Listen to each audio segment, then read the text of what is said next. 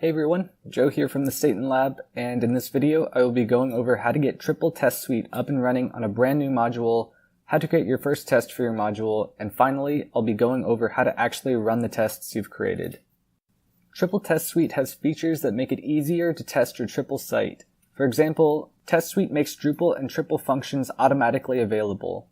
If you're unfamiliar with how testing works or why we do it, the first place I'd like to refer you is the documentation for PHP Unit, which is the testing framework for PHP. There's also a great video by Bradford that covers a live approach to test-driven development using Tripal Test Suite. I'll link both of these in the description if you want to check them out.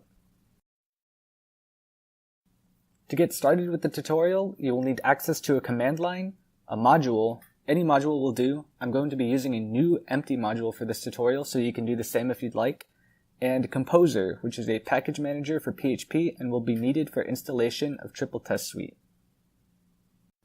I've created a new module for the purposes of this tutorial. It doesn't actually do anything. In fact, the .module file is completely empty except for the opening PHP tag. We're going to be setting up tests for this module, but if you have a fully written module to which you would like to apply tests, then the process should be exactly the same for you. Make sure that you're in your module directory and run the command composer require statenlab/tripal test suite --dev. This command will install Tripal Test Suite so that we can begin creating tests on our modules, which we'll do with the initialization command /vendor/bin/tripaltest init. This command does quite a bit. It sets up the testing framework, it configures your Travis continuous integration files, and a bunch more stuff that you can read about on the GitHub page, which I'll add in the description.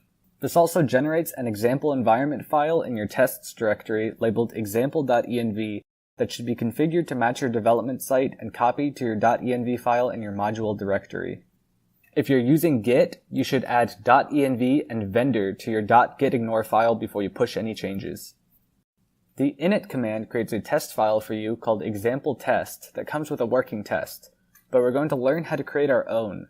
Make sure that you're still in your module directory and run the command /vendor/bin/tripaltest make:/test. followed by the name of your test file. I'm going to call mine myTest. It's important that the name of your test file ends in test, otherwise PHP Unit won't recognize it. This adds the test file to your tests directory, so you shouldn't include tests in your path. Also keep in mind that you shouldn't specify a file extension because the command appends .php for you. If we look at the test file generated by Tripal Test Suite, we can see that it contains a namespace, a class name, some dependencies, and an example test. It's important that the name of the class in this test file matches the name of the test file. If I ever wanted to change the name of this test file, I would also have to change the name of the class and vice versa. Each test is written as a PHP function with an assertion made, which will determine whether the test passes or fails. The names of these PHP functions should begin with test, otherwise they will not run by default in PHP Unit. The example test we see here is just one assertion that checks to see if a boolean true is true. While this isn't a very practical test, it is enough to show that we can run tests and see that they are working as intended.